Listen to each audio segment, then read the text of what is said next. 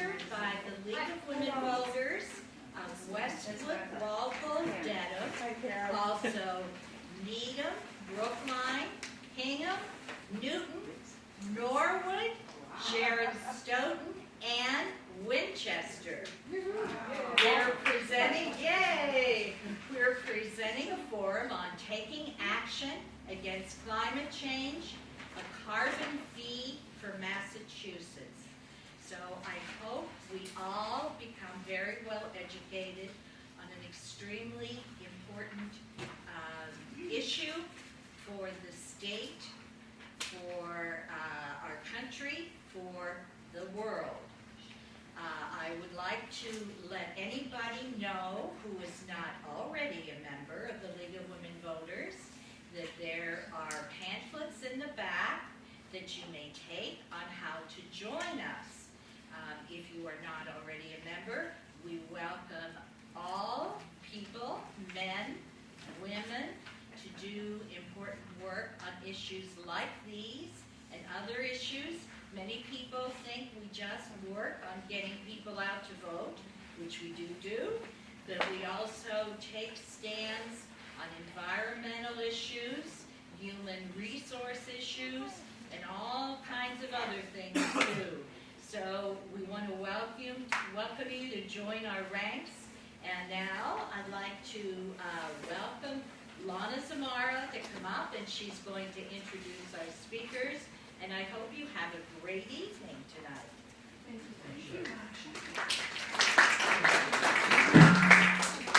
Okay, can you hear me? So great. Well, thank you again for being here this evening, and I want to give a special thank you to the Westwood, Walpole, and Dedham Leagues for hosting tonight, as well as the 7. I'm not sure how long this is working. Is it okay now? I'll just calm down. Anyway, the 7 other leagues, as Marcia outlined and named them. I want to also thank, in particular, Karen Price, who is the president of the Needham League, for developing the flyer and the handout, some of the handout materials about tonight's program. So, as Marcia mentioned, the League is known mostly as an organization that's focused on voter registration and access, and candidate forums, and transparent government, the things that we call good government, the fundamentals of good government.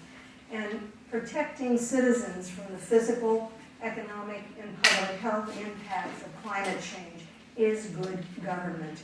And that's why we're engaged in that issue, on that issue as well. Some of you may have heard that the U.S. military has labeled climate change as the mother of all risks to national security. The League has worked on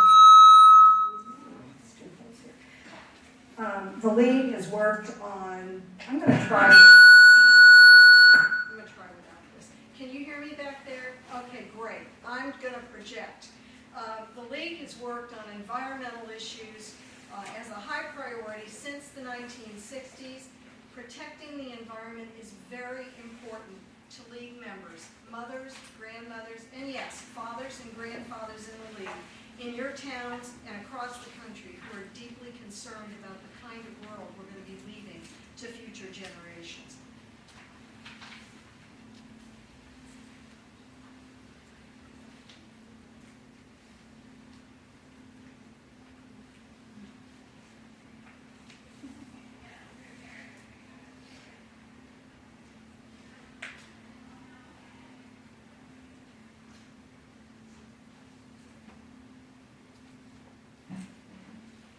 Christiana Figueres, the woman pictured here on this slide, is the Executive Secretary of the United Nations Framework Convention on Climate Change. She's the woman who is credited with bringing together over 195 countries to reach the incredible results of the December 2015 Paris climate talks.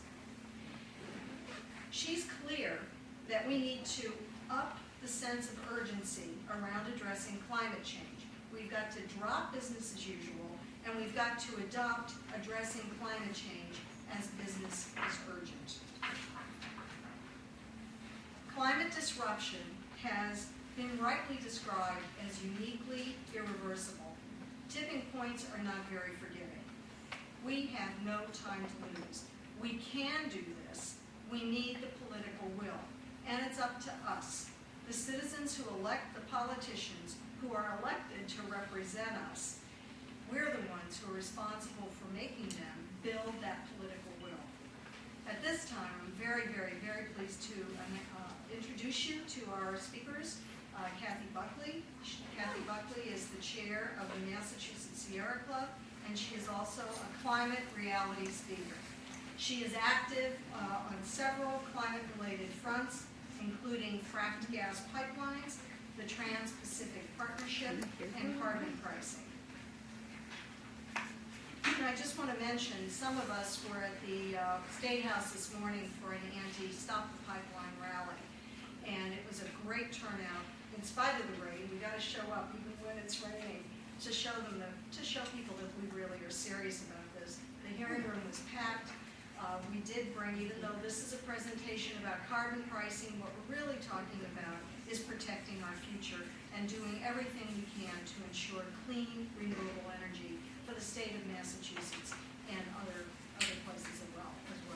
So there is some information in this little brochure that's from the Sierra Club that you'll find in the back table there. So please feel free to take one of those brochures.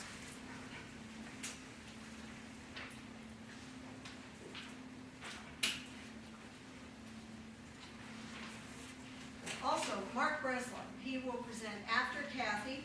Mark is an energy and climate policy expert and economist. He is the acting director of Climate Exchange, an organization that is focused on passing carbon fee and rebate legislation in Massachusetts. Mark had a leading role in developing the state's clean energy plan, the climate plan for 2020. He holds a PhD in economics from the University of Massachusetts, Amherst. So Kathy is the chair of the Sierra Club. Mark is the director of Climate Exchange, the League. I'm here representing the League. Our organizations, in addition to 40 other organizations, are part of a broad coalition called the Campaign for a Clean Energy Future in Massachusetts. And again, that coalition is a primary resource for pushing the fight forward for a carbon fee and rebate system in Massachusetts. So, after that kind of rough start, I would like us to welcome Kathy first, and then Mark Breslin. Thanks, Lana.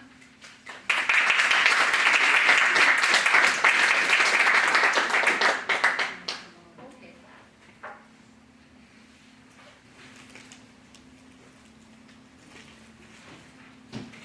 Aren't these exciting times? This is just great. Uh-oh. Okay. Yeah, I went to that hearing today at the State House. It was very good about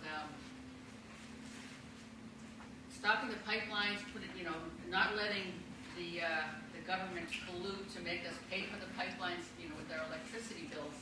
I won't go on about that, but it was a very exciting discussion, and I was thinking, I've talked about this before, but we really live in an amazingly great time to be alive if you are interested in affecting the world and affecting humanity for thousands of years from now. The kind of energy changes that we're talking about making, and the kind of the kind of changes that are going to be coming up in a very short period of time. Quite remarkable. So I'm going to kind of give an overview of the climate situation pretty quickly. And for those of you who have seen my slides 14,000 times, my apologies, but I keep using my favorites. And then Mark's going to get more into the details of the legislation in Massachusetts. Is that right, Mark? Yes. Okay. So I'm going to talk very, very quickly about. Now, I'm assuming that most of you are kind of pretty familiar with the situation with climate where we're in right now. How terrific it is. Okay, so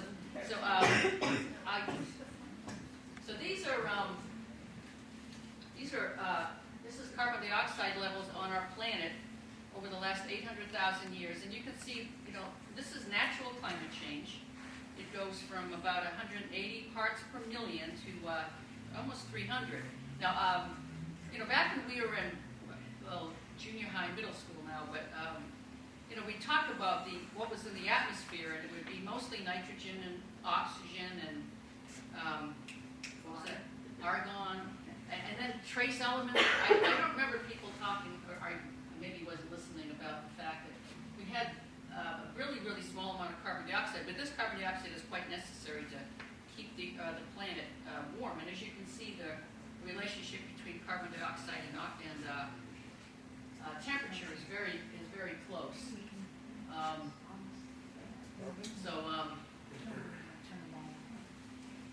You know, it's clear that that as the carbon dioxide levels go up, so does the temperature.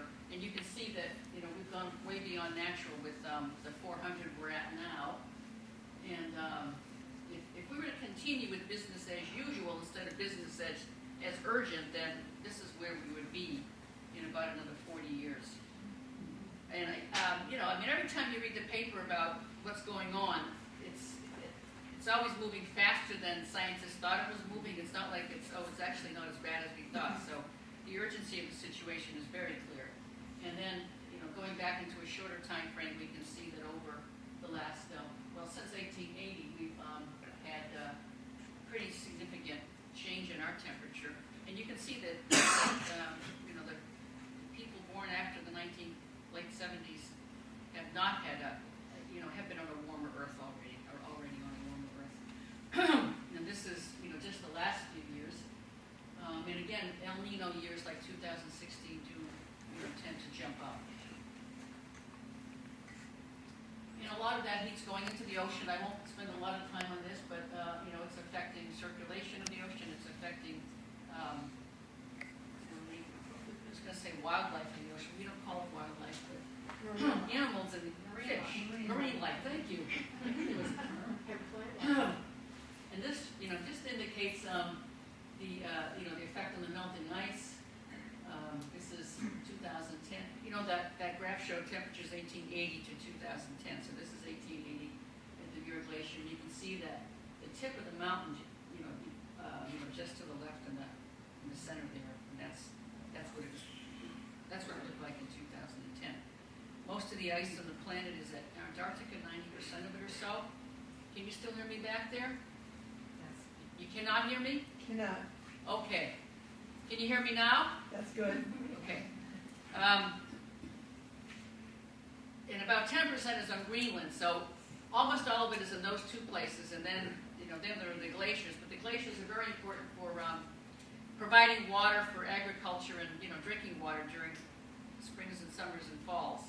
Of course, the storms are getting larger, and the water content is also getting higher in our atmosphere. So there's more rain to come down. There was just a storm in the Dallas area, and I heard the number of inches that came down in 2 hours, and I forget what it was, but it was phenomenal. I mean, everybody's house would be underwater at that point. And these are the consequences of the storms coming in. You can see that all of these storms occurred since 1989. The bottom one there is Hugo. So 1989, that was the most destructive storm in the history of our country. And now it just got bumped off the top 10 by Sandy in 2012. And you can also see that there's only one category 5 up there. It's, some of the even category 1s. It's not necessarily just the wind. It's also the amount of water that's coming in. You remember Irene? Tremendous amount of water. Western Mass, New York, and Vermont. And of course, the costs are phenomenal and rising. This is, I think, oh, thank you. Can you hear me now? Yeah. Okay. I have my voice by the end, too. So this, Jan made the point of saying this is not cumulative. This is every year. This is how much we put out into the atmosphere. This is through 2009. And you can see that it's, it went up kind of gradually, although substantially, but then it just started taking off. And carbon dioxide stays in the atmosphere for about 100 years, so just think about the next 20 years. So, you know, in the next 20 years, whatever we put up between 1916 and 1936 will fall out. So between about here and here will come down. And then we'll be adding whatever we do over here for the next 20 years. So that's part of why that parts per million keeps going up, because what we're pulling, you know, what's falling out is much smaller than what's being put in. And now that'll change at some point when we start getting up to 2075 and this is falling out, and hopefully we'll be way, way down over here. But that's going to take some time, and that's why the time that we're living in right now is so critical, because we have to move very, very quickly to allow ourselves to maintain some semblance of a normal climate.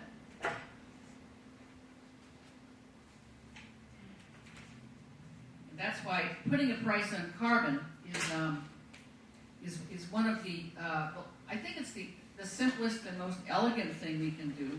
You know, there's lots of little things we can do. We can put tolls on all the highways, and we can have extra taxes for cars that, you know, that don't get good mileage, and we can do a host of things, but one simple action of putting a price on carbon really covers all that. And, you know, and what's great about putting a price on carbon and then giving it back to people is that you're not actually taking, you know, money away from people, and it's really a decision that people are making for themselves. I'll be darned. Just disappeared.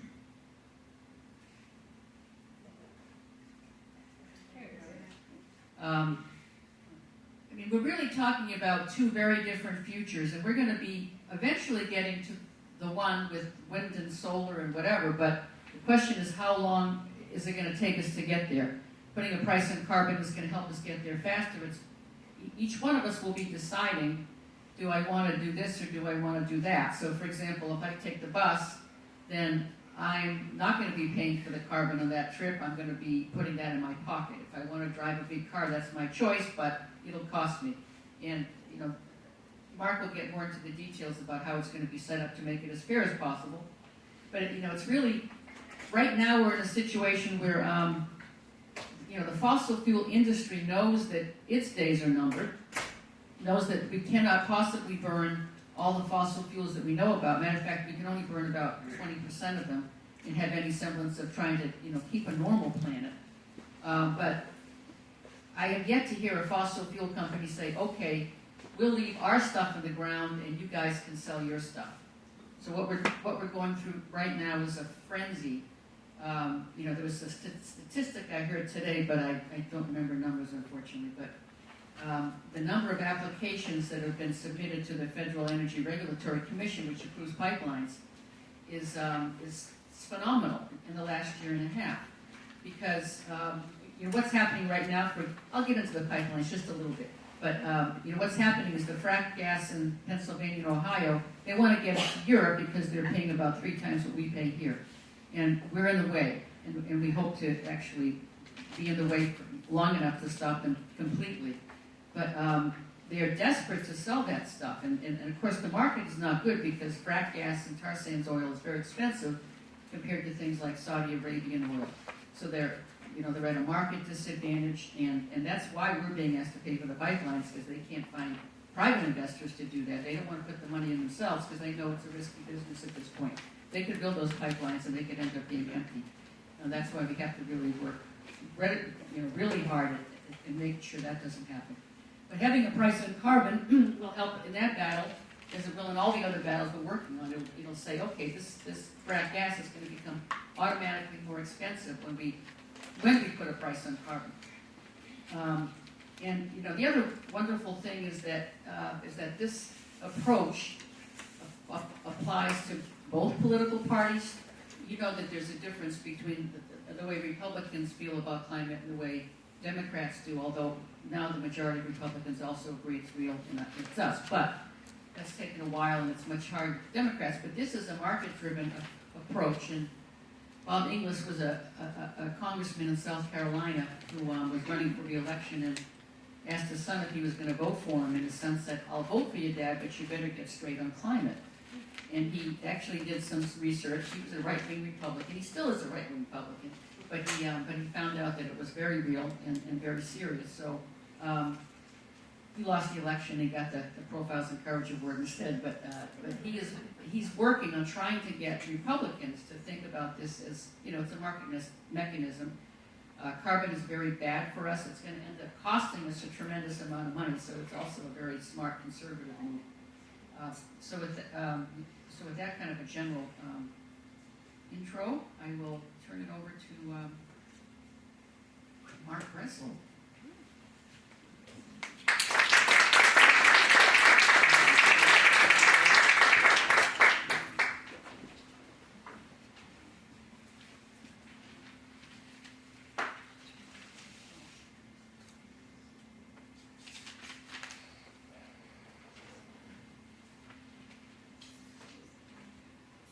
Talk amongst yourselves.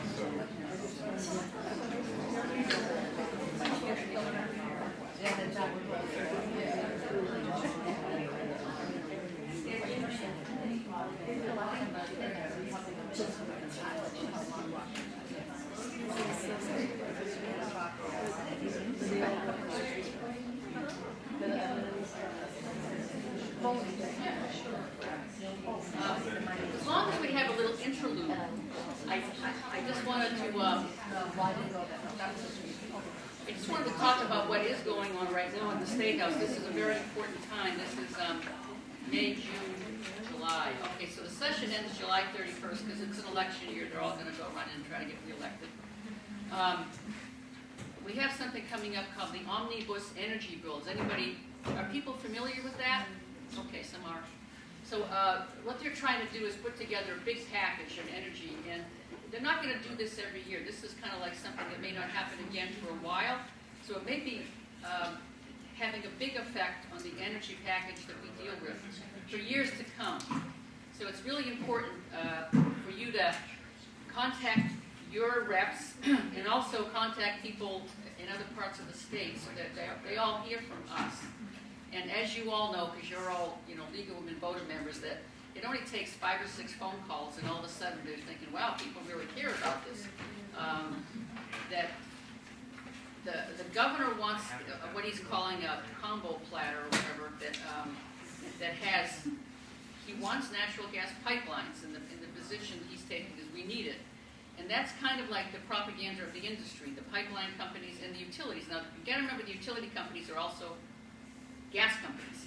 And so they are basically, and the Attorney General was at the hearing today, making the point, we have gas companies buying gas from themselves, which they're trying to say is actually not, a reasonable thing to do.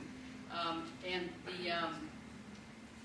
these pipelines, when you look at the Global Warming Solutions Act that we have to adhere to, it's the law. We have to bring our carbon down 80% by 2050. And by the way, the Paris Agreement says 100% by 2050. So, we don't want to think about not doing that much. We want to do even more than that. We really have to be weaning ourselves from fossil fuels, especially, I didn't point out that slide that had the big windmill. The other thing was the metering and regulating station that's now being built in West Roxbury. That's under construction. That pipeline has been approved. That doesn't mean we're still going to take it. We're going to fight to stop it. But to be putting billions of dollars right now into infrastructure for fossil fuels is insanity, basically. And unfortunately, when you have corporations with a lot of money, they have a lot of political influence, and unless we're there telling them this is not right, then it's going to happen, because the legislators are dealing with lots of things, and they're not really on top of these issues as much as you think they would, because it's the most important issue of our time, but that's another story. So, and it's really important for us to understand that our window of opportunity to make the right thing happen is not that long. We don't know if it's 3 years or 7 years, or less than that even, but we have to assume that we don't have that much time, and that what we're doing right now at this time in history is, and just, I'll stop whenever you're ready back there. But I could go on all night.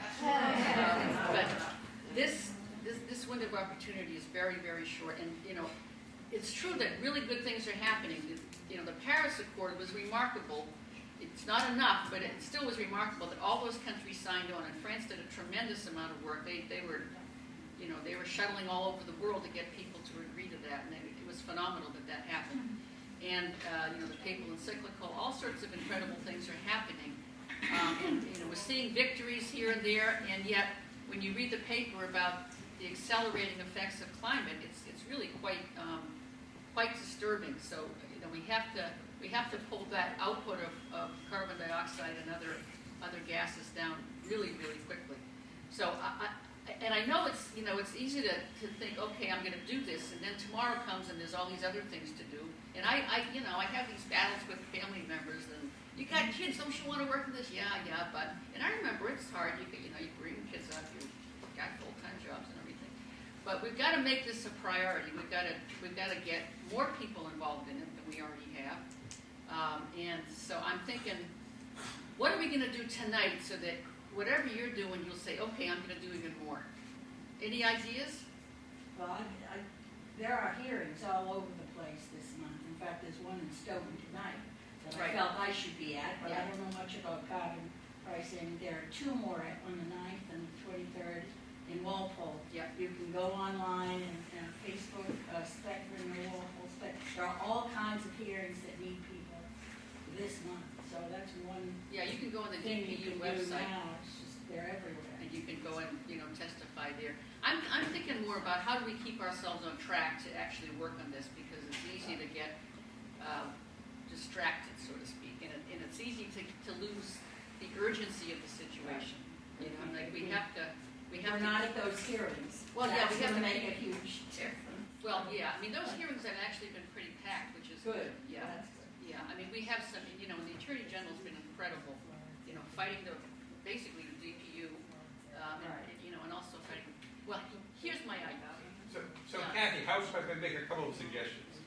One thing that you can do is you can hit up Kathy and basically join up with Sierra Club to help them move forward on. Good idea. I say this because I used to be a member of Sierra Club, and I actually campaigned for Hillary Clinton in upstate New York on behalf of Sierra Club. So that's one thing to do.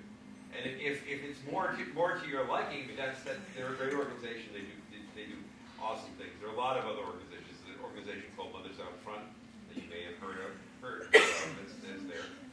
And we also have another organization called the Massachusetts Interfaith Coalition for Climate Action, which is 70 congregations and faith-based organizations who see this as a moral issue. And as moral, we have members from the Jewish community, the Muslim community, the Catholics, the Episcopalians, the UUs, and everybody else that basically is doing this. And we are working together, approaching Beacon Hill, essentially all the stuff that Kathy talked about pushing for solar, absolutely no pipeline subsidies in the ground, making sure that we have a robust offshore wind power thing, and so forth. So there are lots of opportunities for you to join up and basically do things. Well, thanks for the plug, and I'll tell you 2 reasons why it's good. One, you'll get a newsletter every month telling you all sorts of things you can do, and they don't take a lot of time. But if you want to, give a lot of time, show up at the office anytime or give me a call and I'll find stuff to work with you on, believe me. And the other thing is when we lobby at the State House, we can go in and say, we have 79 members in your district or 300, whatever. It's helpful for us because they listen when they realize how many members that we have. And those action alerts, by the way, they have an effect, because I was at an offshore wind event and the governor was there, and I just went up and introduced myself as the chair of the Sierra Club, and I thought he'd just say, oh, nice to meet you. And he said, and he turned in his tracks as he was walking out the door and said, what do you think we're supposed to do? We can't do this, we can't do this. I said, we have really great ideas, we want you to do this, but he was really annoyed, because our members are giving him a hard time because we don't like what he's doing. I mean, he wants big hydro from Canada, and if that was our only choice compared to frac gas pipelines, I'd say, okay, fine. But energy efficiency, we are the most energy efficient state in the country, but we are nothing compared to European countries. Yeah. We're nowhere near where we could be. Demand management, when it gets really, really cold or really, really hot, you can have customers who are willing to turn down the thermostat or turn up the thermostat, depending on the season. And they get money for that. And it's very cost effective, because instead of spending $5 billion on new pipelines, we can spend $100 million on a demand management. I don't know what the cost actually is, but it's very small compared to pipeline. That actually conserves energy. So, and there's energy conservation. We don't talk to people about how much more you could save energy and therefore money. Kathy, at our annual meeting, we're having people come talk to us about banning plastic bags. Yep. So everybody's welcome to come hear them. That's June 21st. If you want to come, I know towns have done it. Maybe some of your towns, people who are here, have any of your towns banned plastic bags? Yes, Newton, yay! Cambridge has. Yeah, Cambridge does. Brookline has. I mean, all of us doing all these things is good, and yet if we don't take the political action, it's not going to be enough. So we really have to be, Well, we're going to learn how to do it. We don't know, but we'll learn. Yes, sir.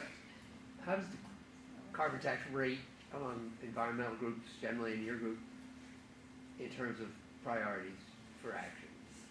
Well, I would say it's probably the most important thing we could do, and the only thing that I think competes with it right now, competes in terms of where we have limited resources, is the pipelines, because we feel if we can slow those down for even 2 years, they'll be gone, because they're just not going to be able to, sell their stuff, because the price is going to, the price of renewables is going down, and they'll be out of the market at that point. So it's really the pipelines, I think, and the price of carbon that's most important. I mean, there's a lot of things that are important. We want to push solar, we want to push offshore wind, but I'll stop now. Thank you.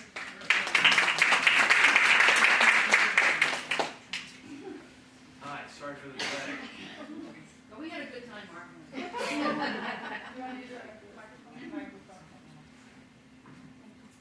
Hi, so I'm Mark Breslow, Director of Climate Exchange. We're an organization that's working solely on trying to pass what we're calling carbon fee and rebate legislation. This jargon term, carbon pricing, probably is meaningless to most people, so let me explain that a little bit more. Fossil fuels, when you burn them, all release carbon dioxide gas. They differing amounts depending on whether it's coal, oil, or natural gas, but they all release it. And it's carbon dioxide gas that's the main cause of climate change. It's that basically blankets the earth and holds the heat in. So what we're really trying to put a fee on is releases to the atmosphere of carbon dioxide. And for shorthand, and we call that carbon pricing. That helps a bit. My presentation is based in large part on a study that was done for the state's Department of Energy Resources about a year and a half ago. I was part of the consulting team that did the study, in which the state's mandate was look at how you could design a system to put fees on carbon dioxide emissions and what would be the impacts of doing that.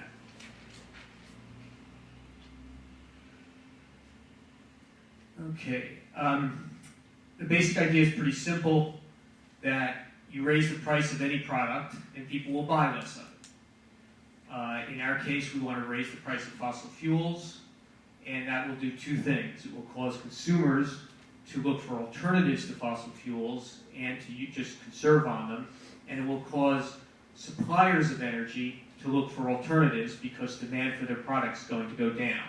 So, for example, if you're a seller of gasoline, if we raise the price of gasoline and people start buying less of it, you will look to see if you could do something that's a renewable fuel instead of gasoline. And that's on the horizon. There is something called, well, you already have in your gasoline 10% ethanol. I don't know if you've ever seen that on the pump. You could put more than that into the cars, but doing it with the right kind of ethanol is critical. It's called cellulosic ethanol, and it's more expensive than gasoline. If you raise the price of gasoline, you get more of an incentive for companies to produce and sell cellulosic ethanol. Same thing goes for any other fuel. So what we're trying to do is shift what both producers and consumers of energy do. Right now, the state of Massachusetts has a lot of policies to try to slow down and prevent climate change. And those policies are primarily about energy efficiency and renewable energy. There's about 30 of them. It's a very complex system. And they're actually pretty aggressive compared to most states in the country. But they're only enough to get us to maybe a 25% reduction in our emissions. And the state is committed to eventually getting to an 80% reduction by law. To do that by more regulations in which you regulate each sector of the economy differently, in which you have some regulations for how you construct buildings, you have some for the different appliances that go in the building, the heating systems, you have some for power plants, you have some for cars, some for trucks. You could continually expand on those regulations, but it's a complex system, hard to administer, and generally people think it's more expensive to comply with. The idea behind economy-wide carbon pricing is that when you simply raise the price of all fossil fuels, it affects everything across the whole economy, and you just need one new policy to add to all the ones you've got now. Now, I don't want to claim it's the only thing you'll need to do, but it could obviate the need for many more complex policies. By the simple rule of supply and demand, you raise price, demand goes down.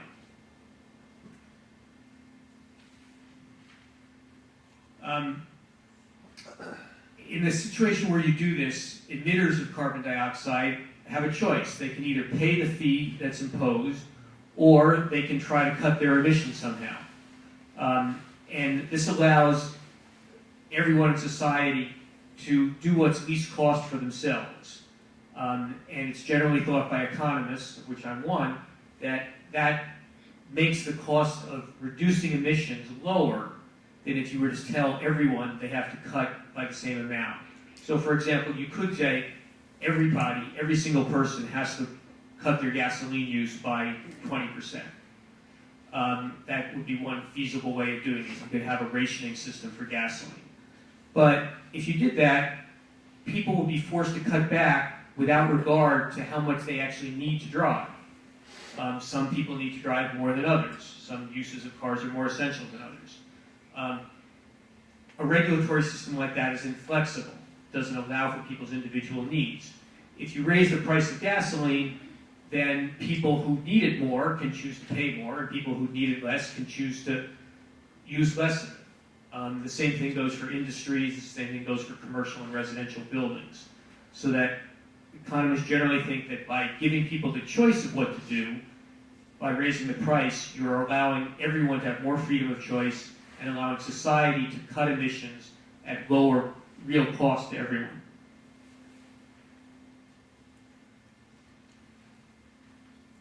So the specific bill that, there are two bills in the legislature that relate to this. One is Senate 1747, the other is Senate 1786.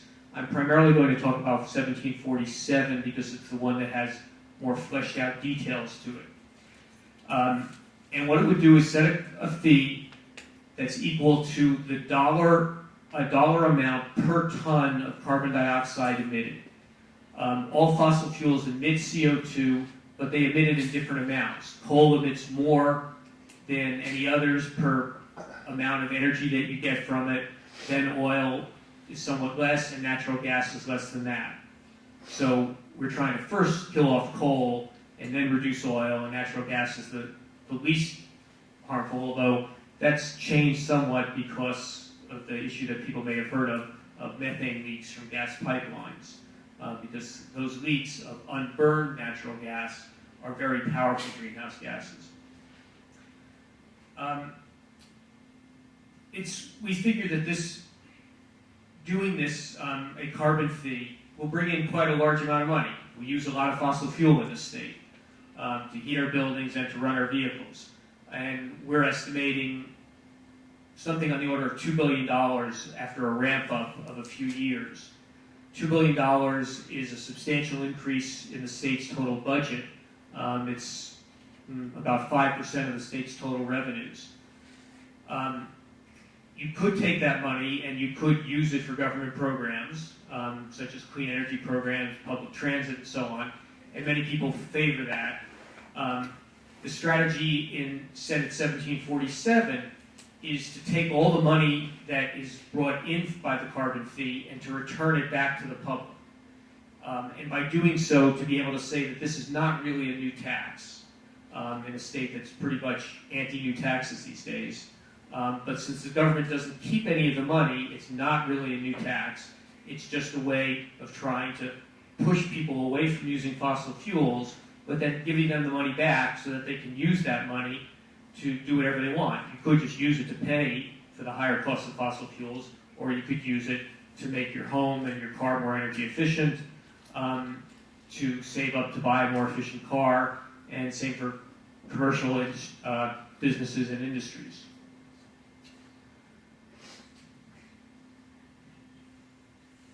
We have one big example to use as precedent for what we're trying to do here in Massachusetts, which is the province of British Columbia in Canada, which is on the west coast, but it's actually somewhat similar to Massachusetts in that it's a very advanced economy, a lot of knowledge workers, a lot of high-tech industry and high-tech services. And it's about 2/3 the population of Mass. So they have actually had a revenue-neutral carbon tax since 2008, so they've got 8 years of experience with it. And they're the one place in the world where they do return all the money to the public. There's a bunch of European countries mainly that have high energy taxes, but they actually use that tax money to fund government programs. So this is the main precedent we use for what we want to do here in Mass. In British Columbia, the effect of having this tax on fossil fuel use has substantially reduced their use of carbon-based fuels over the last 8 years by about 15% in total, which means they're still using a lot, but it's a pretty substantial decrease compared to the rest of Canada. Also, because of this tax in British Columbia, they've seen a large increase in jobs in what we call the clean energy sector. Same thing that we're seeing somewhat in Massachusetts, where there are now a lot of jobs in doing energy efficiency programs and in installing solar collectors on rooftops, and also now starting to be some with wind power. They've also found that economic growth has not been harmed by this. In British Columbia, the overall growth has actually been slightly higher than the rest of the country. And as people have gotten used to it, the system has maintained political support in British Columbia. They helped that out in the first year by deciding that they would borrow the money as a provincial government of how much money they needed to give people the rebates at the end. They borrowed the money up front and gave people their rebates at the beginning of the year before they had actually paid any of the fees. And then they imposed the fees. So, of course, that made everybody very happy and built political support for it, and they've continued the same system since then.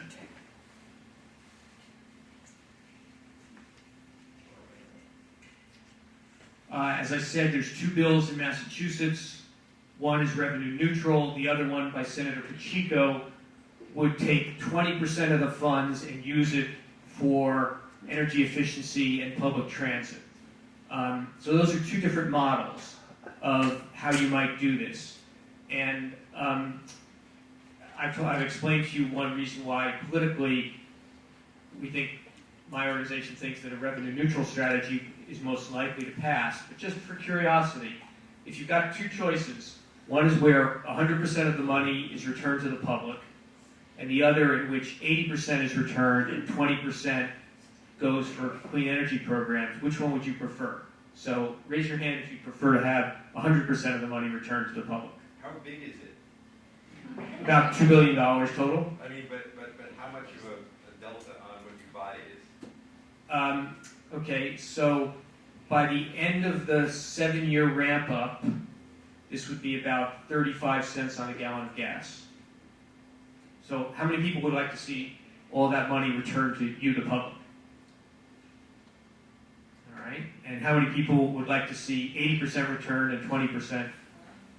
Yeah, okay, so there's a clear majority here for that alternative. That's the lead. All right. So we do think that people's responses on that question do depend a fair amount on their individual financial circumstances.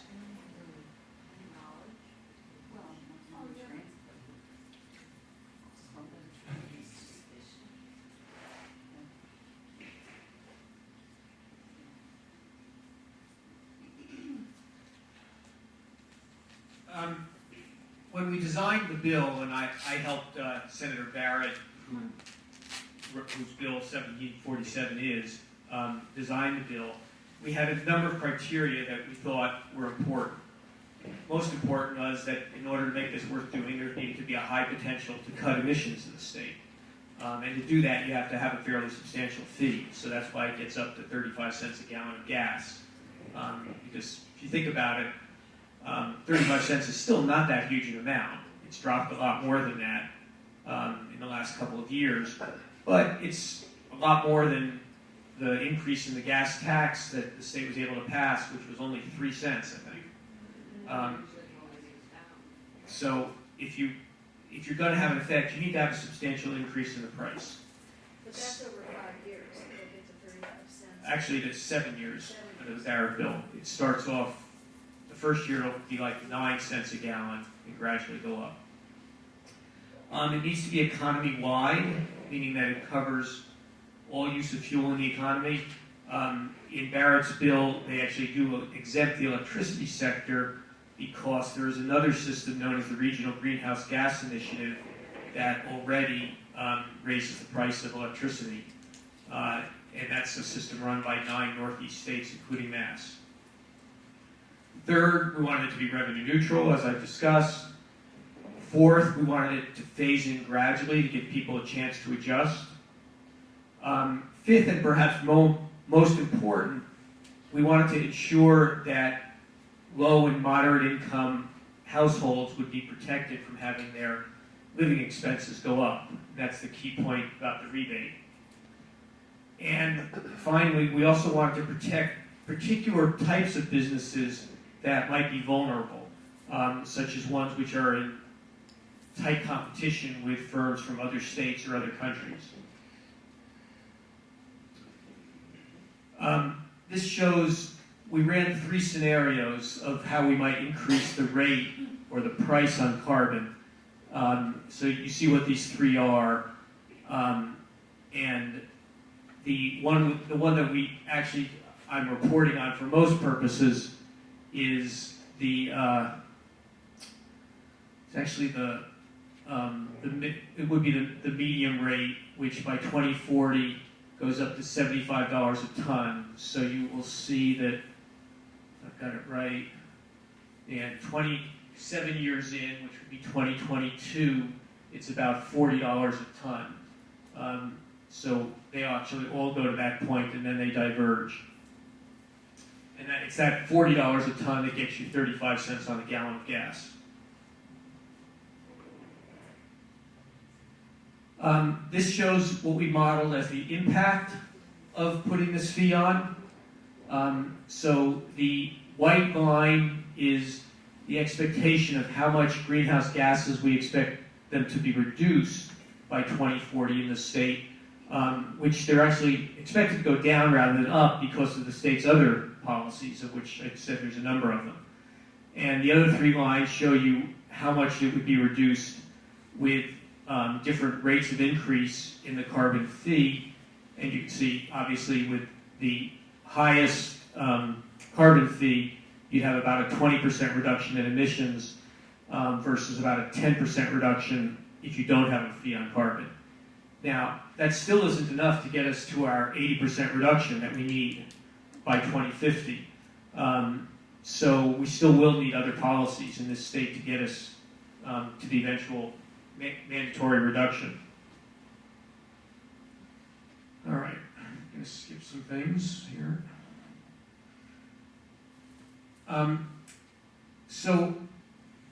The way this bill is designed, the money that comes in from households paying fees on buying gasoline and heating fuels for your home, which is mostly what you'd be paying it on, that money would go back to households. And money paid by businesses and other institutions would be paid back to them.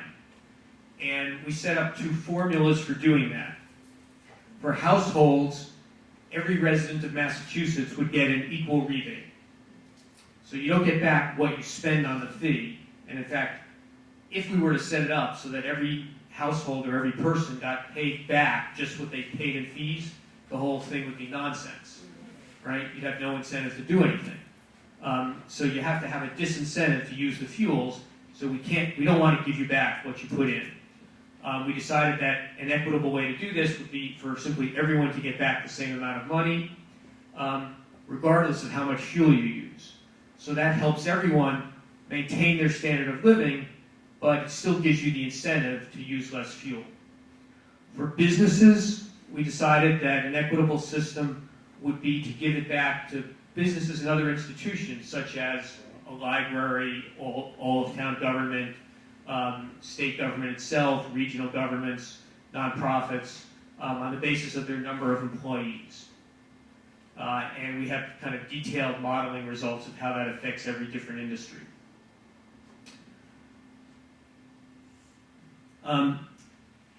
So this slide gets into this little bit of detail on the numbers. This takes all households in Massachusetts and divides them into fifths by income. So the first group, number one, are the lowest income fifth or 20% of the state's households, and the group on the right are the highest income 20%. And what this says is the gray bar on the left is the average amount of carbon tax per household that you'd be paying. So for the lowest income consumers, you can see it's about $280 a year in carbon fees. The rebate, which is the black bar, is about $370 or so, I believe. And that means that if you take the black bar and you subtract the gray bar, the hashed bar is the net impact per household. So what you can see is that the lowest income households would have a net gain of about $100 per year under this system. And the reason for that is simply that the higher your income, the more energy you consume. You tend to have bigger cars, drive more, bigger homes, use more energy. So if a lower income household is using less than the average amount of energy, but everybody's getting the same rebate, then you're going to come out ahead. And as you can see, this shows that the bottom 3/5 of the population would all come out somewhat ahead, while the top 2/5 would come out behind. But we're not talking still about huge amounts of money. The top fifth would come out something on the order of $120 behind in a year. But that's enough to make the system work.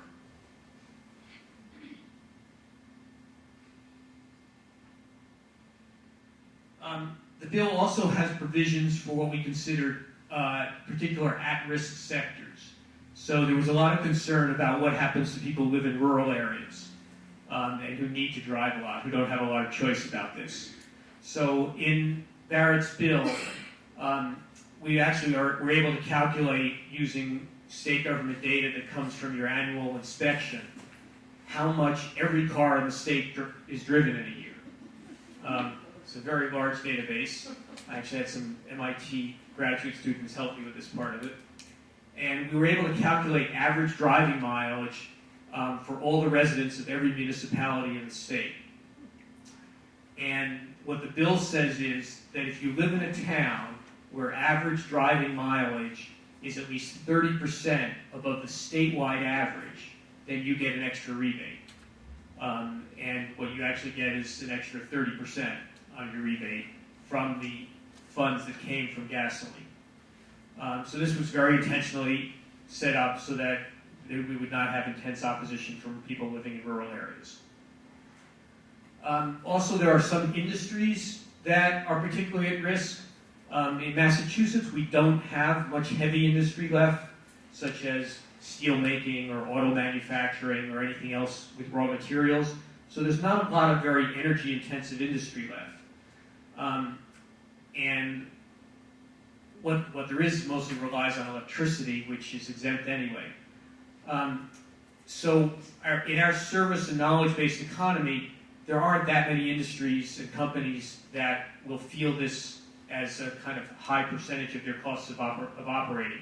But there are a few industries for whom it's higher, and those include construction, where they're using a lot of equipment that runs on gasoline, trucking for obvious reasons, and a couple of manufacturing sectors such as food manufacturing is one.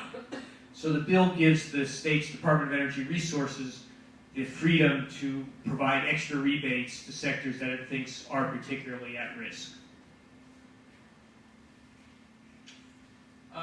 So because of the way the bill is set up, the economic modeling that we did actually projects that this bill, if implemented, would make employment in the state go up. Not by enormous numbers, because 15,000 or 12,000 jobs is a pretty small percentage of the state's total. But it would go up, and the main reason for that is that we have no fossil fuel of our own in Massachusetts. Virtually all the money that we spend on gasoline, heating oil, natural gas goes out of the state, and that's about $20 billion a year. And all that money doesn't do anything for our economy. It's just a dead loss to our economy. Anything you can do to cut our use of fossil fuels means less money going out of state and more money that's going to be spent on businesses that circulate their money more within the state. So it's everything else that you spend money on: healthcare, housing, food, etc. And the result of keeping more money in the state is that you simply have more jobs. And there have been many studies that have shown this in many different situations. So to conclude, we found in this study that an economy-wide price on carbon dioxide emissions is a feasible system. I didn't talk much about that, but we had long discussions with various state agencies, and we're fairly convinced that they could do it without a lot of hassle. It will substantially reduce emissions, it will create jobs, and it won't harm the economy. And very importantly, you can design a rebate system that will protect most households and most businesses and other institutions from any kind of serious economic losses. And for most households, they will actually come out somewhat ahead. Thank you.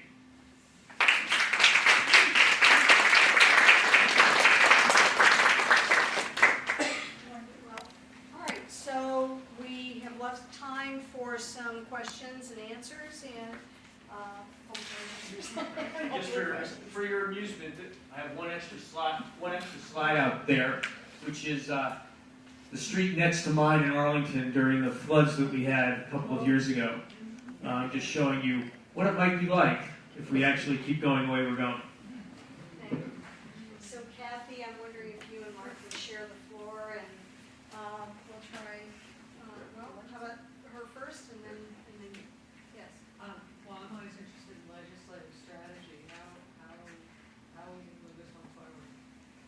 Could you repeat the question? Yeah, how are we going to move this forward in the legislature?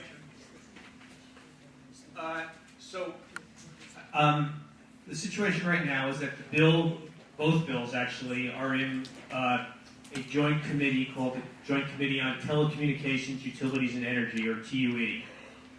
And we've been lobbying that committee for quite a while. Right now, we think we've got a slight edge in the votes. There are 17 people in the committee. And we think a majority votes, but it's close. So any of you who want to help get that through, we can give you the names of the legislators on the committee, or you can look it up on the state government website. If you go to the mass.gov/legislature, you can look up this committee, see who the members are, and see if one of them is someone whose district you're in. You can also particularly contact the chair, the House chair of the committee, Representative Thomas Golden, who has a large voice on this, and he needs to hear from everybody. The Senate chair, whose name is Ben Downing, is in favor of this bill, but Golden is not. So we would recommend that you contact Tom Golden, House chair of the TUE committee. Assuming that we get it out of committee, we hope to pass this bill through the Senate by the end of this session. And there's 40 senators in the Mass Senate. We're trying to make sure we have a majority of those, and we're lobbying all the ones we think are susceptible to it. And we think right now that we've got a good chance of getting a majority. If you want to help on that, you can contact the League or contact us. Our website is on the leaflets, and we'll try to plug you in. We do not think that we're going to get it actually past this session, which ends the end of July, because we don't think we can get it through the House. So we're looking toward the next legislative session. Does it have to be reported favorably out of the TUE committee, or can they just send it along? Well, interestingly, that would be the normal expectation, is you would need to do that. But if it's reported unfavorably, but as long as it's reported out to the Senate, and this is a Senate bill, S-1747, the Senate can take even an unfavorably reported bill and decide to take it up. They just need a majority of senators to decide that they're going to consider the bill. And we think that has a good chance of happening because there's a fight between the Senate and the House going on many things. And what happens actually is that in the Mass legislature, most of the committees are joint between the House and Senate, but there's 160 reps and 40 senators. So the reps can always outvote the senators on bills. And the Senate is rather unhappy about this. So there is an agreement, sort of, that anything that's a Senate bill will be reported out to the Senate one way or another, and then the Senate can decide what to do. And last question for me is, if we express the need to get the senators behind it and TUE members, but is there any harm in contacting our senators, but also our House, our reps, just to let them know that we care about this, or do you think that would be different? Well, I think that there's certainly no harm in doing it, but I wouldn't make it a priority compared to the others because any House member who's not on TUE probably won't get a vote on that in the next 3 months. And the State League is going to be sending out an action alert in the next day or two that is going to have this information for you. So if you get those action alerts from the State League, you'll have a handy little tab for Find Your Legislator, and we'll try to be very clear about what I we just want. wanted to follow up with that. No, a question for you. What's the point of getting the Senate version passed? Is that going to help us next time around? Well, it's generally thought that when you get a bill through one House, that's considered precedential, that for the next session, it's regarded as a big leg up, and it shows that you've got strength, and it also means the Senate is likely to pass it quickly next session, giving us time to get it through the House. I think he was, actually, he was. Yeah, so a couple of things. So I certainly have to underscore, this is actually to both of you, so I have to underscore what Kathy says about the urgency of this. And something that Kathy said is while technically correct, might make people a little bit more sanguine than they ought to be. So Kathy made the statement that the carbon dioxide remains in the atmosphere about 100, 125 years. I don't remember exactly what she said. That's true, but very, very misleading. The fact of the matter is that because of complicated things that if you want to know about, come to see me after. Essentially, if we zero carbon dioxide emissions, they're going to remain at that concentration for about 1,500 years. And we're going to have that radiative forcing locked in for 1,500 years. So we can't stop soon enough. We have to stop like right off. And moving that to the question of the carbon tax is that while I am tremendously in favor of a carbon tax, and I understand the political machinations that you have, you know, a couple of things. This sounds like a tax on fuels. We use a lot of carbon in stuff other than fuels. We use it in products made in China. We use it in all kinds of things. All kinds of things. There's a lot of carbon that goes into that stuff in terms of products, as well as fertilizers for food and stuff like that. And so it's good. And 20% by 2040 ain't too bad.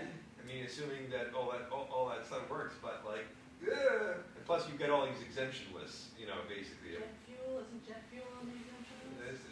And stuff like that. So, Electricity? you know. So I agree with you. There's a substantial part of our emissions that does come from imports of products, basically, products of all kinds. And it's simply too complex for us to try to regulate that in this bill. Eventually that does need to happen. I don't know that every state is ever going to be able to do that singly. I think it probably needs to be a national policy, because for Massachusetts to start trying to put a fee on every single item you buy, you know, jackets, chairs, food, everything, would be very, very difficult at the state level. But I agree that it needs to be done. Well, transportation is the biggest intersection sector in this state. It's about, it accounts for about. It is, but when those numbers are calculated, they don't include essentially the energy embodied in products, which is what you're talking about. Okay. So I have seen numbers ranging from maybe 20 to 40% as the percentage of our total emissions that are contained in products that we bring in from China, etc. Right. So it is a quite substantial part. The other thing that you could do, though, and so I'm a little skeptical about your ability to regulate the products. You could tax trash. I like that idea. You could tax trash very heavily. Guess what? So it happens that was the title of my doctoral dissertation.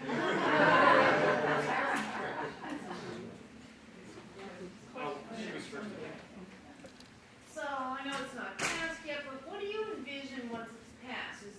Does the state create a new agency that runs this? Does it come under a particular department? And I think that even as we think about the bureaucratic nature of it, you know, people are somewhat suspicious about that. It's become part of the debate of whether people think it's a good thing or not. Right. So we actually don't think this will be very difficult to administer. The Department of Energy Resources, DOER, has the principal authority over setting up how this would work, but the Department of Revenue, the DOR, would be doing actually most of the heavy lifting. And for anyone who's already paying state income taxes, it would be very simple to implement this. You would simply get your rebate through the income tax system. And that could be done in different ways. It might be best for purposes of people seeing it for it to come in the mail in the form of a check. The Department of Revenue doesn't like that idea very much. They'd like to do everything electronically. So it could just be an electronic payment to you. It could also just be, if you're paying withholding on your state income taxes, you could get a small piece of it in every paycheck. So for everybody who earns a wage, that's pretty simple. for people who are not earning wages, especially low-income people, you need to do it some other way. And we did have discussions with the state agencies responsible for low-income benefits, such as SNAP, which is Supplemental Nutrition Aid Program, formerly known as food stamps, and also the fuel assistance agencies. And it would be their job, since they already have lists of people who are low income, who get their benefits, to see that the rebates get to them. I'm curious, when you did your studies, it seems like the rates that you're starting out at are really kind of a lot lower than the normal fluctuations of gasoline and oil. Was it demonstrated to actually have an impact on people's behavior when it's only, say, I'm guessing it's going to start at like 10 cents a gallon, and if it's going to ramp up slowly, is that really going to be enough to trigger a behavior change in people to actually reduce their consumption? Yes, the economic modeling says that, and I agree it would be better if it was higher, but this is, given how much resistance there has been to even very small increases in the gas tax, we thought that trying to go higher than, say, 35 cents was probably politically impossible in the short term. But if you just think about it in simple terms, 35 cents a gallon, when prices were higher, that was about 10% of the cost of gasoline. Now it's more than that. Now it's closer to 20%. Yeah, but if it's over 7 years, I mean, it's kind of, people are going to adjust to it pretty, it'll just be a little Well, kind of a ding, It's not going to have the force of an instant 35-cent a gallon increase. well, we don't want it to be instant because we don't want people to be hit with a big shock like that. But the general thinking among economists, at least, is that people do react to price changes. People will not just say, oh, I've gotten used to it being 35 cents a gallon more. That what they will say to themselves is, to some degree, next time I buy a car, I'm going to buy one that's more fuel efficient. To some degree, I've got some optional driving I can cut out. And obviously, the bigger the fee, the more they'll do that. So 35 cents a gallon is enough to probably get people to reduce their driving by on the order of 5% to 10%, which is not enough to get us where we need to go, but it's a start. I'm missing something, I think, but if no matter what you spend on fuel, everybody's getting the same amount back, where's the incentive in that? I just don't see where the incentive is at all. Well,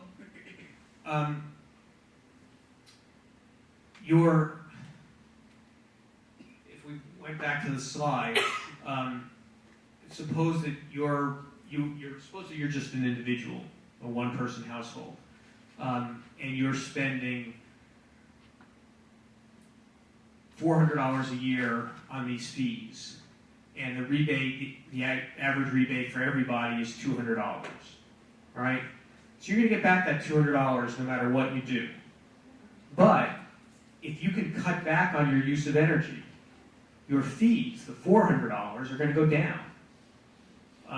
So you have an incentive because you'll be paying less in fees. Does that make sense? So,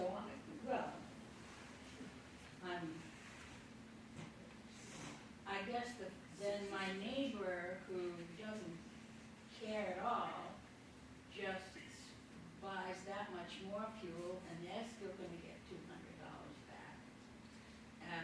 But they're going to pay more in fees.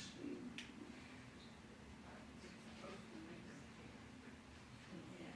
Well, that would make them care no matter what. If there was no rebate, that would make them care. That's right. But the rebate of everybody, it's all coming back at the same level no matter what you do. I guess I'm missing something there in terms of.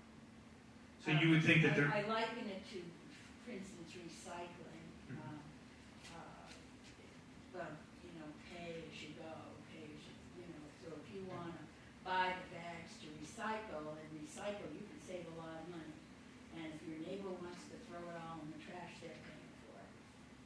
your incentive, is what you can do and you reap the benefit of it. Yeah, I'm just not sure where that, Yeah, supposing instead of 400, supposing you spent in fees exactly 200, and you got 200 back. If you could cut your driving by $100 worth of fees, you'd be making money. true. I would, that would be So, my little piece, but I don't see it as a, way along. It's kind of like, grocery store, where they give you 5 cents back. It's, If they instead charge you 5 cents, it feels a lot. So Okay. say 5 cents. there was another question? Yeah, so this is just for gasoline, it doesn't. No, it's, Heating oil. it's all use of fuel except the fuel used to run electricity generating plants. Okay, so- so if I have to buy a tank full of oil at Yes, my house, it would be on that? Yes. Oh, So cool. we'll all start giving you electricity. Or what about gas, natural gas? natural gas also. Electricity already does have a fee built into it. And you may not have, it's sort of not obvious, but it's been there at an increasing rate since 2009. That 9 Northeast states, including us, put a fee that electricity generators have to pay for all the fossil fuel emissions that their plants emit. So it's coming through these gas pipelines and things that are supposedly going to be used to generate electricity. You get that? Yeah, so natural gas used in power plants is already subject to this fee, which under what's called the Regional Greenhouse Gas Initiative. In the back?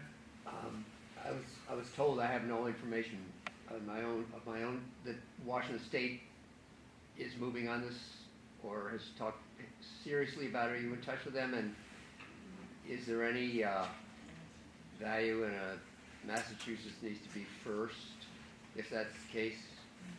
Oh, Massachusetts always needs to be first. No, I mean with the legislators though, that. Well, things in the state of Washington are unfortunately kind of complicated, and it may not. Unlike here. They've like here, there are 2 different alternatives: one that's revenue neutral and one that's not revenue neutral. And there are 2 different coalitions supporting the 2 different bills, and things have gotten very messy politically. So it's not clear what's going to happen there.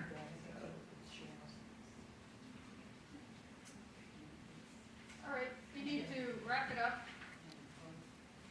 We got the directive The from the library library. closes. Turns out the library closes at 9. So I'm Karen Price, president of the League of Women Voters of Needham, and I'd like to thank our 2 speakers. Let's give them a round of applause. Everybody learn something tonight? Yeah, good. Also like to thank the participating leagues, Westwood, Walpole, and Devon for hosting, and all of you for attending, and Lana for organizing the program. And have a good evening, and thank you very much. Yeah, One well, more thing. one more thing. Next Wednesday is a lobby day. Yes. Oh, yeah, May 11th. All right. That'll be in the action alert that's coming out tomorrow, as well as personal phone calls to people in key districts for some of these senators. But there is a lobby day. Can we just invite everybody, or should it be just yes, if you're interested in going to the State House and meeting with your senator or representatives to talk and urge them to support carbon pricing, getting it out of committee. You want them to go to TUE committee members as well? Yep. Okay. All right, so we'll have that information for the, how many of you are not in a league and won't get the email? Okay, so maybe we can talk with you a little bit before we leave. But anyway, May 11th, starting around 10 o'clock, there's going to be a group of people, there'll be some training before you are unleashed into your legislator's office. Okay, and if you happen to be How many of you are in Senator Rush's district? Quite a few, right? Who? What? Rush. Senator Michael Rush. Tomorrow morning. Okay, we're actually meeting with him, not tomorrow morning, right? Thursday morning. Tomorrow morning, Wednesday. It's tomorrow? It's Oh, Thursday. Anyway, so, we will be meeting with him and we will be asking him Thursday for morning. his report at that meeting. And if we don't, we have a backup meeting with him the following week, so it's covered. Okay, thanks everybody for coming. Thank you very much.